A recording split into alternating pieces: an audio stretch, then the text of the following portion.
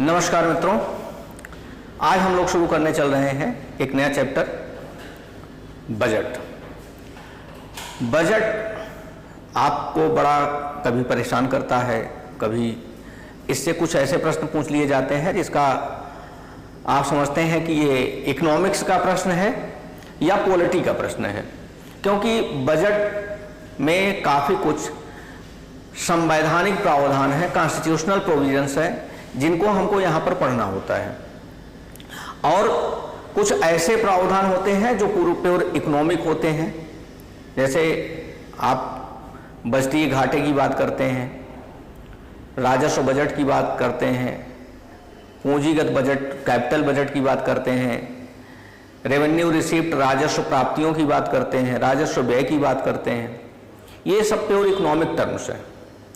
लेकिन जब हम बात करते हैं संचित निधि की, भविष्य निधि की, या जब हम लोक लेखा खातों की प्राप्तियों की बात करते हैं, हम फाइनेंस बिल की बात करते हैं, एप्रोप्रिएशन बिल की बात करते हैं, विनियोग विधेयक की बात करते हैं, लेखानुदान की मांग करते हैं, डिमांड फॉर ग्रांट्स की बात करते हैं, कट मोशन की बात करते हैं, तो ये पूरा संवैधानिक प्रावधान है। तो ये एक मिला जुला स्वरूप है जिसको आपको दोनों को ही पढ़ना है, क्योंकि जीएस के पर्पज से या अन्य जो छात्र हैं जो इकोनॉमिक्स भी पढ़ते हैं उनके लिए भी ये जानना बहुत जरूरी है। और इससे किसी भी प्रतियोगी परीक्षा में आप प्रश्न पत्र उठा के देख लीजिए, कम से कम एक आध दो प्रश्न तो रहते ही रहते हैं इस चैप्टर से, तो इसको थोड़ा सा ध्यान से पढ़िएगा। दूसरी बात, हमने इस चैप्टर को इसीलिए दो पार्ट में बांट रखा है। एक पहले पार्ट में हम आपको इस शब्द से परिचय कराएंगे, इसके प्रावधानों के बारे में बात करेंगे, अर्थात इसके जो संवैधानिक प्रावधान हैं, कॉन्स्टिट्यूशनल प्रोविजंस हैं, हम उसकी बात करेंगे। और इसके सेकेंड पार्ट में हम बात करेंगे इसकी जो आर्थिक गतिविधियां हैं, बजट कैसे तैयार किया जाता है, इसमें किन किन प्राप्तियों को शामिल किया जाता है, किन किन व्यय को शामिल किया जाता है, घाटे का स्वरूप क्या होता है, किस घाटे की संकल्पना कैसे व्यक्त की जाती है, इन सबको हम पार्ट 2 में बात करेंगे। अर्थात जो आपको प्राथमिक घाटा, मौद्रिक घाटा, राजकोषीय घाटा, राजस्व घाटा, पूंजीगत घाटा, ये सब की बात हम करेंगे इसके सेकंड पार्ट में। लेकिन जो हम आपका जो संवैधानिक प्रावधान है उसकी बात करेंगे इसके फर्स्ट पार्ट में। तो आइए हम लोग बात करते हैं सबसे पहले बजट की। बजट शब्द वास्तव में हमारे संविधान में कहीं नहीं है। संविधान में बजट शब्द का उल्लेख नहीं है। बजट अनुच्छेद 112 में वार्षिक वित्तीय विवरण की बात की जाती है। वार्षिक वित्तीय विवरण, annual financial statement, financial statement किसमें? आर्टिकल 112 में। ये जो आपका अनुच्छेद 112 है, ये प्रावधान करता है कि प्रत्येक वर्ष भारत सरकार संसद के समक्ष वार्षिक वित्तीय विवरण, अर्थात एक वर्ष का आय और व्यय का लेखा जोखा प्रस्तुत करेगी। किसके समक्ष? संसद के समक्ष। तो ये आर्टिकल 112 में वार्षिक वित्तीय विवरण, एनुअल फाइनेंशियल स्टेटमेंट शब्द का जिक्र है, बजट शब्द का जिक्र नहीं है। तो सवाल ये उठता है कि ये बजट शब्द आया कहां से? वास्तव में शुरुआत इसका था, ये वास्तव में शुरू में वर्ड था, ये था bougette. It was pronounced as bougette. इसको एक बुगेट शब्द के रूप में प्रयोग किया जाता था, जिसका अर्थ होता था चमड़े का थैला, झोला। आपने समझा होगा, जो उसको आप बैग कहते हैं, बैग, चमड़े का थैला का मतलब बैग, आज भी चमड़े का बैग आप यूज करते हैं, उसी बैग की बात की जा रही है, लेदर बैग की बात की जा रही है। तो बुगेट का अर्थ था लेदर बैग। 1733 में सर रॉबर्ट वालपोल जो इंग्लैंड के वित्त मंत्री थे, उन्होंने ब्रिटिश पार्लियामेंट में 1733 में वार्षिक वित्तीय विवरण एनुअल फाइनेंशियल स्टेटमेंट प्रस्तुत करने के लिए एक लेदर बैग का इस्तेमाल किया, चमड़े के थैले का प्रयोग किया और उसको उसी में उन्होंने अपने सारे कागजात रख के, डॉक्यूमेंट्स रख करके लेके संसद भवन में पहुंचे। संसद भवन में उन्होंने मुस्कुराते हुए उस बैग को रखा तो कुछ मेंबर्स ने मजाक में इसको प्रोनाउंसिएट किया, मजाक में कहा, now bougette is going to be open. जैसे आप देखते हैं, कई बार आपने देखा होगा कि जादू का, जब जादू दिखाने वाला होता है कोई जादूगर, तो वो अपना पिटारा खोलता है, पिटारा खोल करके उसमें से आपको एक उत्सुकता होती है, अभी इसमें से कुछ निकलेगा, इस पिटारे में से कुछ निकलेगा और कुछ हमको सरप्राइज करेगा।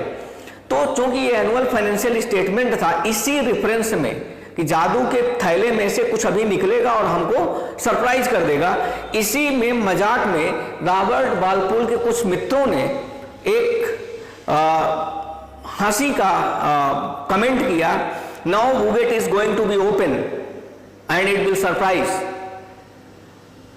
उस समय ये मजाक में बात कही गई और बात खत्म हो गई। लेकिन उसी के कुछ दिन बाद जो उस समय की प्रिंट मीडिया थी, जो थोड़े बहुत प्रिंट थे, उन्होंने किसी ने एक आर्टिकल पब्लिश किया जिसका टाइटल ही दिया, नाउ बुगेट इज ओपन, अर्थात थैला खुल गया। इसके बाद इस वर्ड का जनरली इस्तेमाल बजट, एनुअल फाइनेंशियल स्टेटमेंट के रूप में इसका प्रयोग किया जाने लगा, लेकिन ऑफिशियली इस शब्द का प्रयोग नहीं किया गया। ऑफिशियली इस शब्द का प्रयोग 1803 में फ्रांस में सबसे पहले किया गया।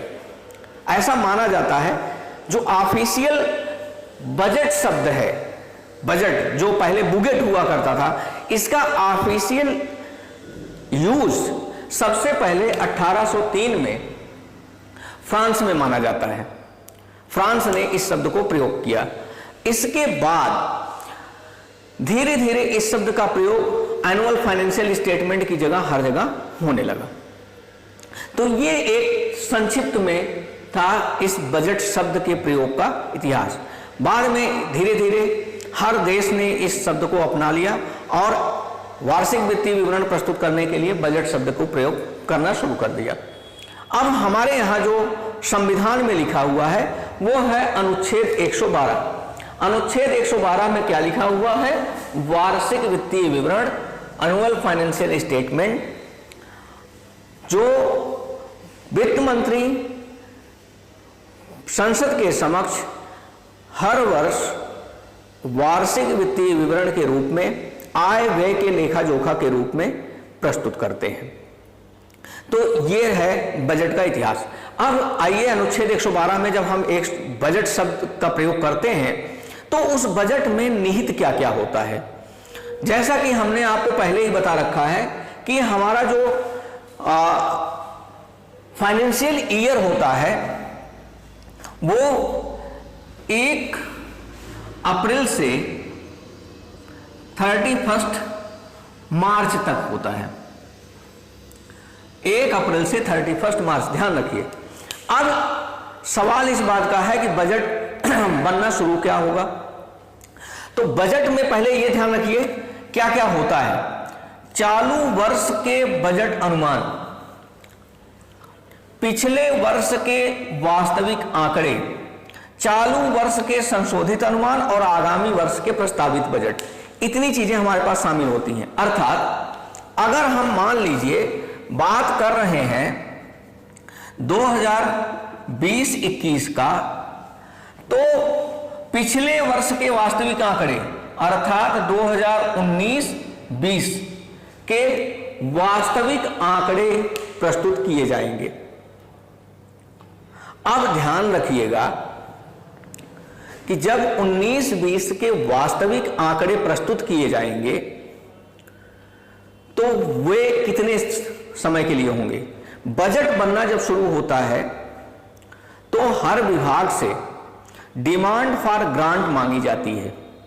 हर विभाग, सरकार के जितने भी डिपार्टमेंट हैं, जहां जहां भी व्यय है, उनसे डिमांड फॉर ग्रांट मांगी जाती है। अर्थात पिछले वर्ष का एलोकेशन क्या था और इस वर्ष आपको कितना एलोकेशन चाहिए, इस साल कितना आपको चाहिए, इस चीज का ग्रांट मांग लिया जाता है और ये दिसंबर में उनको सबमिट करना होता है।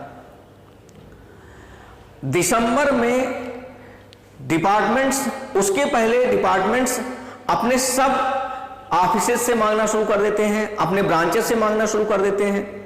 अब आप समझ सकते हैं दिसंबर में ये सारे आंकड़े, पिछले वर्ष के जो आंकड़े थे, ये आंकड़े कंपाइल्ड होकर के सरकार के पास पहुंच जाने चाहिए।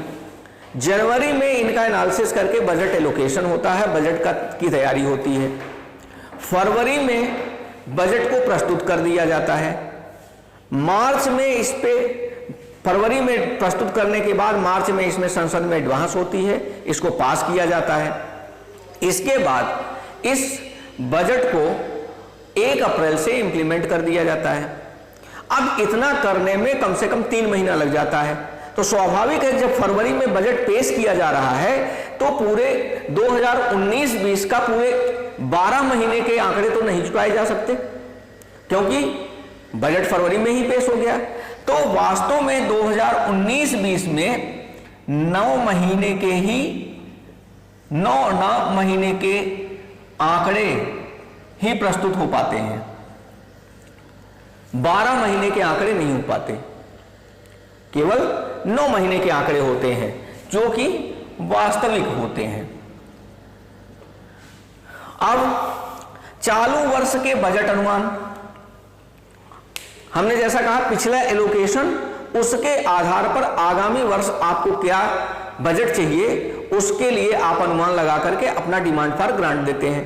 तो आगामी वर्ष में हमारा कितना खर्च होगा, इसका अनुमान बजट में दिया जाता है, जिसको हम बजट एस्टीमेट कहते हैं। बजट एस्टीमेट कहते हैं।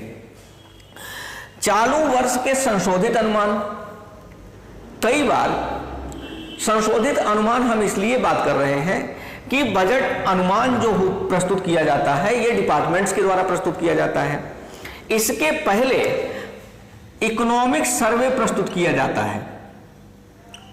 इकोनॉमिक सर्वे, जिसको कहते हैं आर्थिक समीक्षा। आपको एक बार यह प्रश्न पूछा गया था, इकोनॉमिक सर्वे कौन प्रस्तुत करता है, आईएएस में पूछा गया था। तो बहुत सारे लोगों ने इसको गलत कर दिया था। किसी ने कहा प्लानिंग कमीशन, किसी ने कहा इंडस्ट्री, किसी ने कुछ कहा। आर्थिक समीक्षा, economic survey is presented by finance minister 1 day prior presenting the budget. Budget प्रस्तुत करने से ठीक 1 दिन पहले इकोनॉमिक सर्वे प्रस्तुत किया जाता है।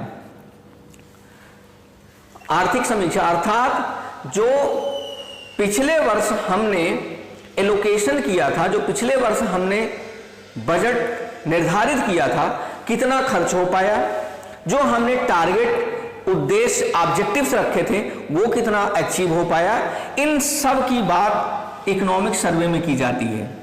और इसी आधार पर आगामी वर्ष का बजट प्रस्तुत किया जाता है। इसीलिए इकोनॉमिक सर्वे को प्री बजट डॉक्यूमेंट भी कहते हैं। कभी आप इकोनॉमिक सर्वे का जो गवर्नमेंट वर्जन होता है उसको उठा करके देखिएगा, ए प्री बजट डॉक्यूमेंट, आप लोग इसको नोट कर लीजिएगा, प्री बजट डॉक्यूमेंट भी कहते हैं इकोनॉमिक सर्वे को। तो इकोनॉमिक सर्वे जब प्रस्तुत किया जाता है, आर्थिक समीक्षा जब प्रस्तुत की जाती है, तो उसी आधार पर आगामी वर्ष के लिए हम बजट का एलोकेशन करते हैं।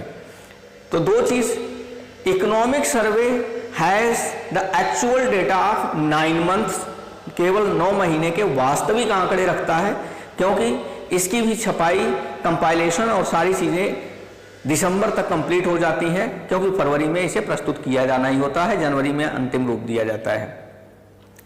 बजट प्रस्तुत करते समय मैं आपको थोड़ी सी इंटरेस्टिंग बात बता दें, आपने पेपर में भी शायद पढ़ा होगा।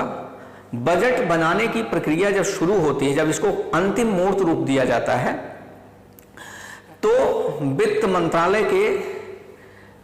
मंत्रालय में एक प्रिंटिंग प्रेस है, उसी प्रिंटिंग प्रेस में सरकारी छपाई होती है। इससे जुड़े हुए जितने भी अधिकारी, कर्मचारी या जो भी होते हैं, केवल फाइनेंस मिनिस्टर को छोड़ करके इससे जुड़े हुए हर व्यक्ति को उस समय वहीं पर रहना होता है। अर्थात वो ना तो इलेक्ट्रॉनिक मीडियम से, ना टेलीफोनिक, किसी भी माध्यम से वो अपने घर से बिल्कुल या किसी से भी संपर्क नहीं कर सकते हैं, तब तक कि जब तक बजट की छपाई हो करके संसद में ये प्रस्तुत नहीं कर दिया जाता है। और इंटरेस्टिंग बात यह है कि बजट जिस दिन छपना शुरू होता है, उस दिन एक दिन पहले, उस दिन शुरुआत में हलवा सेरेमनी होता है। किसी चीज की शुरुआत मीठे से होती ना, तो हलवा सेरेमनी होता है। वित्त मंत्री उस हलवा को निकाल करके खुद भी लेते हैं और अपने साथियों को खिलाते हैं।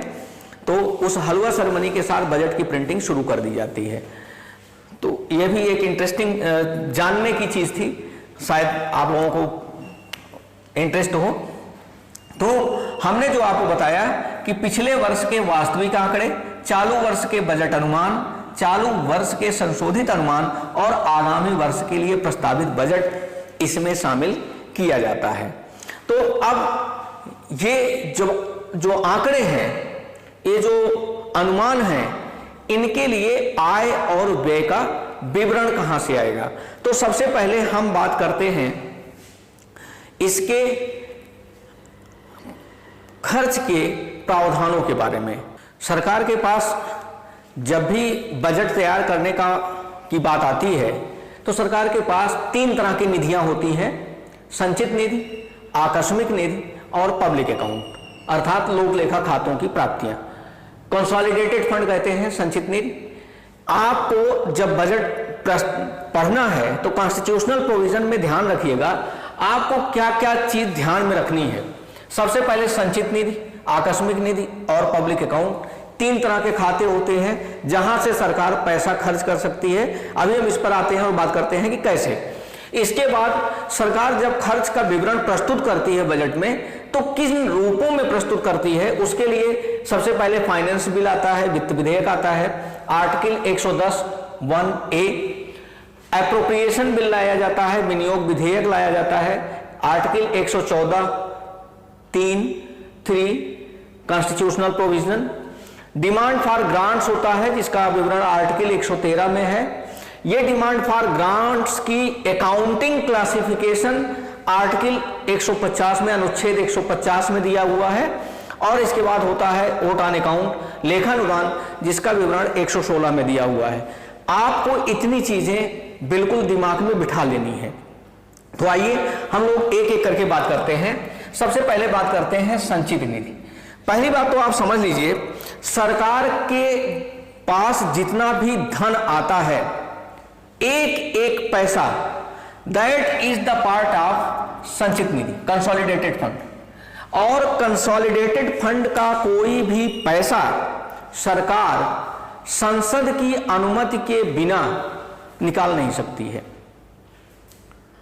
ध्यान रखिएगा, सरकार संसद की अनुमति के बिना सरकार कोई भी पैसा निकाल नहीं सकती है संचित निधि से। अर्थात जो भी पैसा सरकार किसी भी माध्यम से रिसीव करेगी वो संचित निधि का पार्ट होगा, और इसमें से जो भी पैसा सरकार व्यय करेगी उसका विवरण सरकार को लोकसभा में प्रस्तुत करके संसद की, लोकसभा की नहीं, संसद की अनुमति लेनी पड़ती है। तो आप आते हैं आकस्मिक निधि पर। लेकिन कई बार परिस्थितियां ऐसी बन जाती हैं कि जब कुछ खर्चे करना आवश्यक हो जाता है और संसद उस समय सत्र में नहीं है, संसद में भी संसद सत्र में होगा भी तो भी सरकार को उसका विवरण तैयार करके प्रस्तुत करना, फिर उस पर वाद विवाद करना, बहस करना, उस पर डिस्कशन करके उसका अनुमति लेना, फिर इसके बाद राष्ट्रपति की मंजूरी के लिए भेजना, फिर उसको इम्प्लीमेंट करना, इट टेक्स टाइम। तो लेकिन मान लीजिए राष्ट्रीय आपदा आ गई, कहीं बाढ़ आ गया, कोई नेशनल डिसास्टर आ गया, कोई ऐसी परिस्थिति आ गई, तुरंत खर्च करना, तुरंत फंड रिलीज करना बहुत जरूरी है। अब ऐसे में सरकार क्या करे? अगर संसद के माध्यम से खर्च संचित निधि से निकालती है तो फिर वो बड़ा लंबा प्रक्रिया है। तो ऐसी स्थिति में सरकार राष्ट्रपति के पास 500 करोड़ का एक फंड होता है जिसको हम आकस्मिक निधि कहते हैं, कंटिजेंसी फंड। सरकार इसको कभी भी राष्ट्रपति की अनुमति से इसको तुरंत निकाल सकती है, इस फंड से पैसा खर्च कर सकती है। लेकिन ध्यान रहे, जैसे ही संसद सत्र में आएगा, जैसे ही संसद सत्र में आएगा, इस फंड का से खर्च किया हुआ धन का विवरण प्रस्तुत करके कंसोलिडेटेड फंड से इस पैसा निकाल करके इस फंड को पूरा कर दिया जाएगा। अर्थात ये 500 करोड़ का फंड हमेशा बना रहेगा। इसमें से जितना भी पैसा सरकार ने आकस्मिक रूप से निकाला हुआ है, उस पैसे का विवरण जैसे ही संसद सत्र में आएगा, पैसे का विवरण प्रस्तुत करके सरकार उस संचित निधि से धन निकाल करके इस आकस्मिक निधि में डाल देगी और ये आकस्मिक निधि बना रहेगा। इसका विवरण कहां दिया हुआ है?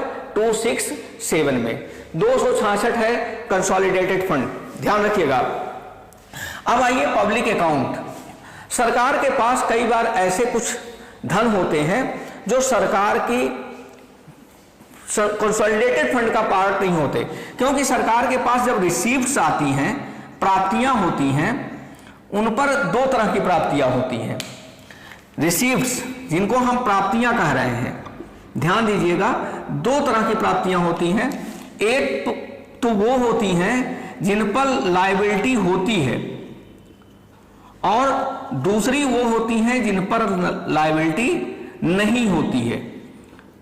अर्थात सरकार जो टैक्स लेती है, टैक्स या प्रॉफिट, फाइन, कुछ भी इस तरह का है, इस पर सरकार की कोई लायबिलिटी नहीं है। This is the part of consolidated fund, इसका हिस्सा है ये।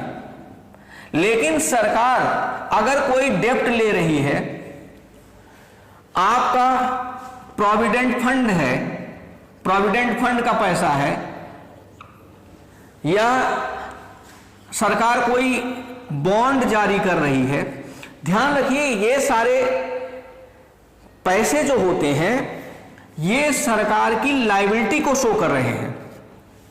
अर्थात एक निश्चित समय के बाद इस पैसे को इसके ओनर को लौटाना है, जो भी इसका ओनर है उसको लौटाना है ये पैसा, इसलिए इस पर लायबिलिटी है।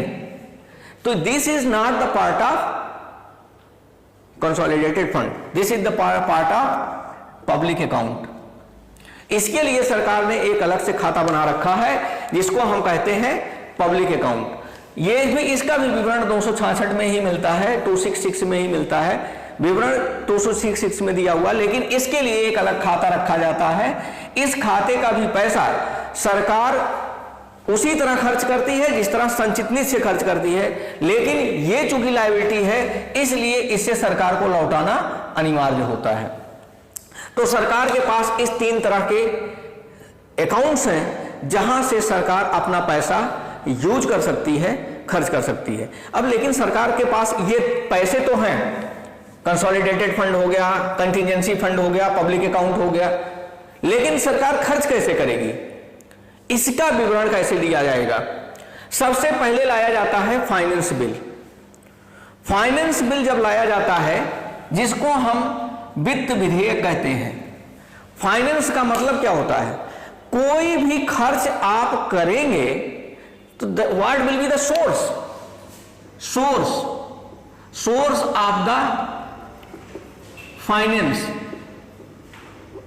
कहां से ये खर्च आएगा, कहां से ये खर्च आएगा, अर्थात जितने भी टैक्स के प्रोविजंस होते हैं, टैक्स प्रोविजंस, टैक्स लगाना है, टैक्स हटाना है, टैक्स को बढ़ाना है, टैक्स को घटाना है, all these provisions are put in the form of finance bill. ये वित्त विधेयक का पार्ट होता है। विवरण कहां है? Article 110(1)(a। ध्यान रखिएगा, फाइनेंस बिल। इसके बाद जब आपने ये बता दिया what is the source of finance, what is the source of income, what is the source of our receipts, sorry income नहीं, रिसीप्ट्स, हम कहां से लाएंगे पैसा और कहां खर्च करेंगे, all the provisions are made in the finance bill. अब खर्च को कैसे करेंगे, दैट इज एप्रोप्रिएशन बिल। खर्च कहां कहां करेंगे, किस मद में करेंगे, उसके पार्ट्स क्या क्या होंगे, इसके लिए आप लाते हैं एप्रोप्रिएशन बिल, विनियोग विधेयक, अर्थात खर्च का प्रावधान, खर्च का प्रावधान कहां कहां करेंगे। 114(3) में दिया हुआ है किन किन विभाग पर कितना कितना पैसा खर्च करेंगे, इसको कहते हैं एप्रोप्रिएशन बिल। नाम से ही क्लियर है, एप्रोप्रिएशन अर्थात आप उसको सिद्ध करिए वेदर इट इज एप्रोप्रिएट और नॉट। जब एप्रोप्रिएशन बिल लोकसभा में रखा जाता है तो बहस के बाद इसको लोकसभा का अध्यक्ष मनी बिल का स्टेटस दे देता है, और मनी बिल का स्टेटस मिलने के बाद इसे राज्यसभा में भेज दिया जाता है। ध्यान रखिएगा, मनी बिल केवल और केवल लोकसभा में ही प्रस्तुत किया जा सकता है, राज्यसभा अर्थात उच्च सदन में इसको प्रस्तुत नहीं किया जा सकता। जैसे ही इसको मनी बिल का स्टेटस मिलता है, राज्यसभा इस पर बहस तो कर सकती है लेकिन इसे रद्द नहीं कर सकती, इसको निरस्त नहीं कर सकती, इसको पास करने के लिए बाध्य हो जाती है। अर्थात राज्यसभा 14 दिन के अंदर 14 डेज में इसको पास करके लोकसभा को लौटाना अनिवार्य होता है। 14 डेज तक राज्यसभा में ये बहस के लिए मैक्सिमम टाइम है। अगर राज्यसभा ने 14 दिन में इसको पास करके वापस नहीं लौटाया तो ये स्वतः ही पास मान लिया जाएगा। तो 2-3 तरह के प्रश्न यहां बनते हैं। एक तो वित्त विधेयक मनी बिल का स्टेटस किसके द्वारा दिया जाता है, तो लोकसभा का अध्यक्ष ही किसी भी बिल को मनी बिल का स्टेटस देता है। क्या किसी अन्य बिल को भी मनी बिल का स्टेटस दिया जा सकता है? ये पूर्णतया लोकसभा अध्यक्ष के विवेक पर निर्भर करता है। यद्यपि कुछ बिल इस तरह के थे जिनको आप कह सकते हैं प्रथम दृष्टया कि ये मनी बिल नहीं है, लेकिन सरकार ने उनको मनी बिल का स्टेटस दे करके राज्यसभा में भेजा था, इसलिए कि सरकार का उस समय पिछले कार्यकाल में, वर्तमान सरकार के पिछले कार्यकाल में राज्यसभा में बहुमत नहीं था। चूंकि वो बिल वहां पर लटक सकता था, तो इसलिए सरकार ने, उस लोकसभा अध्यक्ष ने उसको मनी बिल का स्टेटस दिया और मनी बिल का स्टेटस दिलवा करके राज्यसभा में भेज दिया था। खैर, हम यहां पर बात कर रहे हैं बजट की। तो लोकसभा का अध्यक्ष ही मनी बिल का स्टेटस दे सकता है। 14 दिन में राज्यसभा इसको पारित करने के लिए बाध्य है, और 14 दिन में अगर राज्यसभा इसको पारित नहीं कर देती है तो यह स्वतः ही पारित मान लिया जाएगा। लेकिन जब एप्रोप्रिएशन बिल हम लाते हैं तो ध्यान रखिए, एप्रोप्रिएशन बिल अर्थात कहां कहां पर खर्च करेंगे, वो किस स्वरूप में लाते हैं, तो उसके लिए होता है डिमांड फॉर ग्रांट्स। अर्थात हर विभाग को अपने अपने डिपार्टमेंट के ग्रांट्स की किन किन जगहों पर खर्च करना है, कैसे कैसे खर्च करना है, कितना चाहिए, यह डिमांड फॉर ग्रांट्स के रूप में प्रस्तुत किया जाता है। क्लासिफिकेशन, हर विभाग अपने अपने खर्च का एक क्लासिफिकेशन प्रस्तुत करता है, डिमांड प्रस्तुत करता है, और उसी आधार पर बजट में एप्रोप्रिएशन बिल लाया जाता है। लेकिन ये डिमांड फॉर ग्रांट अर्थात जो क्लासिफिकेशन है, किस विभाग के लिए किस तरह का खर्च होगा, कितना खर्च होगा, जो विभाग प्रस्तुत करते हैं उनके अकाउंटिंग क्लासिफिकेशन का जो विवरण है वो आर्टिकल 150 में दिया हुआ है। आप उसी अनुसार क्लासिफिकेशन कर सकते हैं। आपको यहां एक चीज और मैं बता दूं, बड़ा इंपॉर्टेंट है कि हमने आपको शुरू में ही बताया था कि सरकार के बजट का एक एक पैसा, सरकार के बजट का एक एक पैसा कंसोलिडेटेड फंड से ही निकाला जा सकता है, और वो कंसोलिडेटेड फंड से पैसा निकाला हुआ संसद की अनुमति के बिना नहीं निकाला जा सकता। लेकिन संसद की अनुमति के लिए वोटिंग होती है, लेकिन कुछ चीजें ऐसी होती हैं जिन पर सरकार कंसोलिडेटेड फंड से जो पैसा निकलता है उस पर सरकार को वोटिंग कराने की जरूरत नहीं होती है। जैसे डिमांड फॉर ग्रांट्स इसीलिए प्रस्तुत किया जाता है कि हर डिपार्टमेंट के ग्रांट्स पर वोटिंग होती है, हर डिपार्टमेंट के ग्रांट्स पर, कि ये अप्रोप्रिएट है, ये अप्रोप्रिएट है, ये अप्रोप्रिएट है, ये अप्रोप्रिएट नहीं है। कंस्ट्रक्शन, मान लीजिए लोक निर्माण विभाग है, कोई पुल बना रहा है या कहीं कोई प्रोजेक्ट बड़ा सा खड़ा कर रहा है, तो वो एप्रोप्रिएट है या नहीं, इस पर वोटिंग होती है। उसी क्लासिफिकेशन की बात मैं कर रहा हूं। तो क्लासिफिकेशन जो आर्टिकल 150 में दिया हुआ है उसी में यह भी है कि सुप्रीम कोर्ट के न्यायाधीश, हाई कोर्ट के न्यायाधीश, विजिलेंस या इस तरह के जितने भी खर्च होते हैं ये कंसोलिडेटेड फंड से आएंगे तो, लेकिन इन पर सरकार को वोटिंग कराने की जरूरत नहीं पड़ती है। राष्ट्रपति का है, राज्यपाल का वेतन है, राष्ट्रपति का वेतन है, राष्ट्रपति के अन्य खर्चे हैं, या मुख्य न्यायाधीश है, सुप्रीम कोर्ट के न्यायाधीश हैं, हाई कोर्ट के न्यायाधीश हैं, चीफ विजिलेंस ऑफिसर है, केंद्रीय जो विजिलेंस एजेंसी है, इनके खर्च संचित निधि पर भारित होते हैं, लेकिन इन पर वोटिंग नहीं होती है। इसके अलावा लेखानुदान आर्टिकल 116 प्रस्तुत किया जाता है। लेखानुदान क्या होता है, आपको एक चीज बता दें, कई बार ऐसा होता है, मान लीजिए संसद अपना कार्यकाल पूरा कर चुकी है, चुनाव हुआ, चुनाव होने से लेकर के अगली संसद की बैठक आहूत होने तक, या किसी परिस्थिति बस मान लीजिए चुनाव नहीं हो पा रहा है, चुनाव होने में विलंब हो रहा है, और जब तक संसद बैठेगी नहीं, यद्यपि इन दोनों के मध्य में 6 महीने का अंतराल होता है। मान लीजिए 31 मार्च बीत गया, 1 अप्रैल तक संसद की बैठक नहीं हो पाई, चुनाव के समय अक्सर ये परिस्थिति उत्पन्न हो जाती है। संसद सरकार का गठन होता है मई में, संसद का आहूत होते होते हो जाता है जुलाई, चुनाव प्रक्रिया शुरू हो जाती है मार्च अप्रैल में ही, तो सरकार उस समय कोई पॉलिसी डिसीजन ले नहीं सकती है, क्योंकि नई सरकार का गठन होना है तो पूर्ण बजट वही लेके आएगा।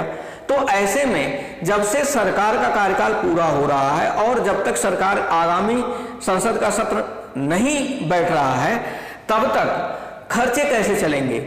ऐसी परिस्थिति में खर्चे चलाने के लिए लेखानुदान मांग प्रस्तुत किया जाता है। या मान लीजिए कोई सरकार अभी नया नया तुरंत गठन हुआ है, सरकार को कार्यभार संभालने में और पूरा परिस्थितियों को समझने में अभी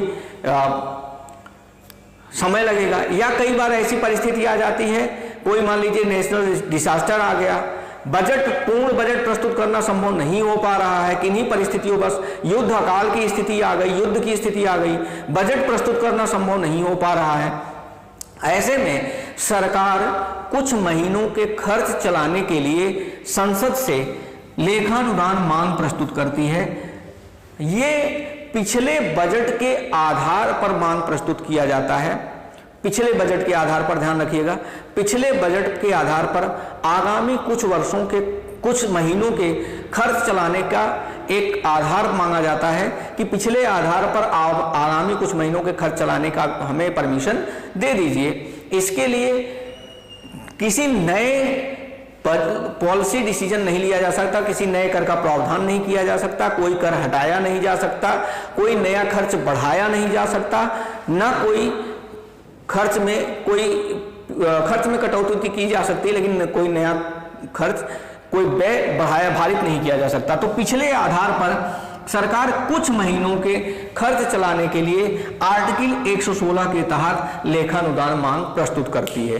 जब ये सब प्रस्तुत हो जाता है तो उसके बाद जब संसद में बहस होती है तो कई बार विपक्ष के द्वारा कुछ मुद्दों पर कट मोशन लाया जाता है। कट मोशन क्या होता है, आइए हम लोग इस पर बात कर लेते हैं।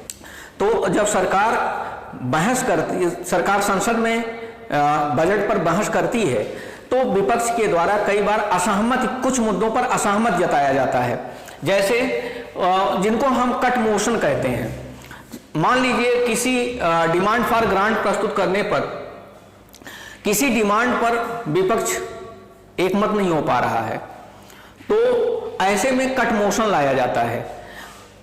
कई बार टोकन कट होता है कि हम इस पर कट तो नहीं करेंगे, इस डिमांड को घटाएंगे नहीं, लेकिन संतुष्टि या कई बार विपक्ष के द्वारा विरोध जताने के लिए ही 100 रुपए के कट का मोशन लाया जाता है। अर्थात हम आपसे, आप हमारी बात को तो स्वीकार करेंगे नहीं चूंकि आप बहुमत में हैं, लेकिन इसके बावजूद हम 100 रुपए का कट मोशन प्रस्तुत कर रहे हैं, अर्थात हम आपसे असहमत हैं। लेकिन कई बार सरकार इसी का उल्टा करती है। मान लीजिए कई बार सरकार ऐसा कर ले कि आपकी बात को हम मानते हैं, लेकिन चूंकि ये डिमांड हमारे हिसाब से अप्रोप्रिएट है, ये डिमांड हम कम नहीं कर सकते, लेकिन आपकी बात को रखते हुए, आपके मान को रखते हुए हम 100 रुपए का कट मोशन स्वीकार कर ले रहे हैं। दोनों तरह से होता है, टोकन कट कहते हैं इसको। 100 रुपए का, जब 100 रुपए का डिमांड फॉर ग्रांट्स में से कट, कोई कट नहीं हो सकता, लेकिन this is known as a token cut. Economy cut, कई बार संसद सदस्यों द्वारा, विपक्ष के द्वारा एक लंप सम रिडक्शन, किसी भी डिमांड फॉर ग्रांट में लंप सम रिडक्शन की बात की जाती है। कई बार यह स्वीकार भी कर लिया जाता है, कई बार पास भी कर दिया जाता है, कई बार नहीं भी पास हो पाता है। लेकिन जब लंप सम कट की रिडक्शन की बात हम करते हैं डिमांड फॉर ग्रांट में, तो that is known as the economy cut. Exact amount नहीं होता, लंप सम हम कुछ भी कट प्रस्तुत कर देते हैं। लेकिन कई बार ऐसा भी हो सकता है कि हम आपके पॉलिसी से सहमत नहीं हैं, बिल्कुल असहमत हैं, तो उस असहमति को दर्ज कराने के लिए 1 रुपए का कट मोशन लाया जाता है। 1 रुपए का कट मोशन, केवल और केवल विपक्ष द्वारा असहमति को दर्ज कराने के लिए। हम अपनी असहमति दर्ज करा रहे हैं, हम आपसे सहमत नहीं हैं, इसलिए हम डिसअप्रूवल ऑफ पॉलिसी कट ला रहे हैं। इसके बाद एक शब्द आता है गुलोटिन, बहुत महत्वपूर्ण है, इसको आप जरा सा ध्यान रखिएगा। गुलोटिन बहुत महत्वपूर्ण है। गुलोटिन शब्द तब यूज किया जाता है, आजकल बड़ा चर्चा में है, जब लोकसभा अध्यक्ष सारे डिमांड फॉर ग्रांट्स को 1 बाय 1 चर्चा ना करवा करके एक साथ संसद के पटल पर रखने की अनुमति दे देता है और बिना चर्चा कराए ही सारे डिमांड फॉर ग्रांट्स पर एक बार में ही वोटिंग करा देता है, तो उसी को कहते हैं ग्लोटिंग। ये शॉर्टकट मेथड है सरकार को संसद में बहस से बचने का। मान लीजिए संसद कई बार विपक्ष आक्रामक होता है, तो सरकार इस तरह के ग्लोटिन शॉर्टकट रास्ते का इस्तेमाल करते हैं, ग्लोटिन का इस्तेमाल करते हैं। अर्थात सरकार क्या करती है, लोकसभा अध्यक्ष के सहयोग से 1 बाय 1 डिमांड ना प्रस्तुत कर करके, ध्यान रखिएगा, 1 बाय 1 डिमांड ना प्रस्तुत करके सभी डिमांड्स को एक साथ रख दिया जाता है संसद के पटल पर और उस पर 1 by 1 वोटिंग ना करा करके एक साथ ही वोटिंग करा करके उसको पास करवा लिया जाता है। This is a shortcut method of passing out the budget. ये था पूरे बजट की प्रक्रिया। अब हम लोग बात करने चलते हैं बजट बनता कैसे है। बजट के 2 पार्ट होते हैं जिनको हम कैपिटल बजट और